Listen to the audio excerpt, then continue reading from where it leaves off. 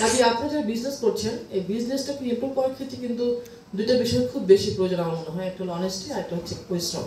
আপনি যত বেশি পরিশ্রম করতে পারবেন, যত বেশি অনেস্ট থাকবেন, কারণ আপনি যে পণ্যটা বিক্রি করছেন, ধরুন এটা বাংলার লোকাল পণ্য, আপনি বলেন এটা আমাদের বাংলাদেশের পণ্য। আমরা এখন যেটা বলা হয় যে এটা পাকিস্তানি না, পাকিস্তানের মতো করে আমার মাঝে মাঝে বলছে না, তাহলে তাহলে কি আমার সততা থাকলো। কিন্তু আমি যদি পাকিস্তানি মনে করি কিনলাম আপনার কাছ থেকে, কিন্তু এটা সেরকম না প্রোডাক্ট, মানে তাহলে কিন্তু আমার মন খারাপ হবে, তাই না? আমি কখনোই আপনার দোকানে যাবো না। কাজে আপনার যদি আপনার বিজনেসে যদি সততা থাকে, তাহলে কিন্তু আপনার দোকান যদি, যেটা আমরা দেখবো, আবার আমি যাবো পারচেস করতে। সে কারণে বলা হচ্ছে যারা বিজনেস করবেন তারা যদি ধরেন এই যদি আপনাদের অনেক প্রথমে ধরেন অনেক লাভ করার পর যদি না থাকে, আপনার দেখবেন যে আপনার সেল বেড়ে যাচ্ছে। যদি কম লাভে যদি আপনি যত বেশি পণ্য বিক্রি করতেন, আপনার সেল বাড়বে, পাশাপাশি আপনার অনেক বেশি কাস্টমার বাড়বে। এগুলো কিন্তু বিজনেসের অনেক পলিসি, যে আপনি একটা প্রোডাক্ট বিক্রি, সারাদিনে একটা প্রোডাক্ট বিক্রি করতেছেন 200 টাকা লাভ করছেন, আর প্রোডাক্ট নাই, তো সে হয়তো 20টা প্রোডাক্ট বিক্রি করেছে, 200 টাকা লাভ করছে, হয়তো 4000 টাকা পেয়েছে।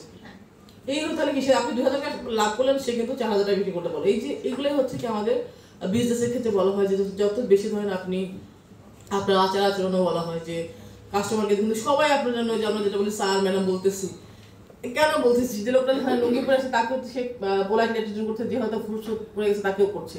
এটা মূল উদ্দেশ্য হচ্ছে যে সবাই কিন্তু আপনার যেটা বলে ব্যবসা করে লক্ষ্মী, কাস্টমার আপনার না আসলে কিন্তু আপনার বেচা কেনা হবে না। সে কারণে আপনাদের আচার আচরণ কিন্তু অনেক চেঞ্জের একটা বিষয় থাকে। যেমন ধরেন আমরা এখানে হেরিটেজ ডাইনিং একদিন খেতে গেছি, আমি একদিনই গেছি, আমি কিন্তু ওদিন গিয়ে খুবই হতাশ।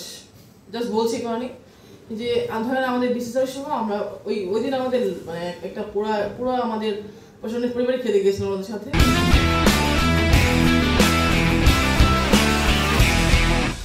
যে কোনো কারণে আমাদের খাওয়া শুরু করতেও কিন্তু অনেক দেরি হয়েছে, কিন্তু ওনাদের যে সার্ভিস দেখে ধরেন আমার ভালো লাগে না। আমি ধরেন হেরিটেজে কিন্তু খুবই এখানে স্বনামধন্য প্রতিষ্ঠান, সবাই এখানে আসে, কিন্তু হ্যাঁ তাই না, কিন্তু আমি ধরেন একদিন খেতে গেছি, কিন্তু আমার কিন্তু ওনাদের সার্ভিস দেখে আমার মনে হচ্ছে যে ওটা প্রস্তুত না, যে আমার 20 জন যে খাবো, 20 জন খাওয়ার জন্য ওনার যে জনবল, 25 জন খাওয়ার জন্য জনবল, সেই জনবল ঠিক না, বা উনি কোন আইটেম আবার কোন আইটেমটা দিলে ওনার খাবারটা ভালো হবে সেটাও সে বুঝতে পারছে না। কিন্তু এটা কিন্তু আমি একদম খোলাখুলি বলতেছি, দাদা ওখানে আছেন মনে কিছু করে ধরেন, এটা আমার ধরেন অবজারভেশন, যে আমি যদি আপনার ওখানে আরেকদিন খেতে যেতাম, তাহলে কিন্তু এই প্রথম দিন যদি আমার অভিজ্ঞতাটা ভালো হতো, যে হ্যাঁ আমি ওখানে খেতে গেছি, ওদের সবকিছু ভালো, তাহলে কিন্তু ঠিক আছে। ধরেন আপনি যেটা পারবেন না, দরকার নাই। ব্যর্থ হলে আমরাও ব্যর্থ, এই কারণে আমি আশা করি কেউ আমরা ব্যর্থ হব না, সবাই সফল হব, যাতে আমরা আমাদের ব্যবসা সফলতা করার পাশাপাশি আমাদের এই সমাজকে কিছু দিয়ে যেতে পারি। কারণ আপনি যখন কিছু ভালো কাজ করবেন, এই ভালো কাজের সুবিধা কিন্তু আমাদের সমাজ পায়। আমি যখন কোনো খারাপ কাজ করি, আমার খারাপ কাজেরও ভোগান্তি কিন্তু আমার সমাজ করে। এই কারণে আমরা আমার কাজের দ্বারা যাতে কেউ ভোগান্তিতে না পড়ে, যাতে সবাই আমার কাজের দ্বারা উপকৃত হয়, সেটি আমরা সবাই চেষ্টা করব।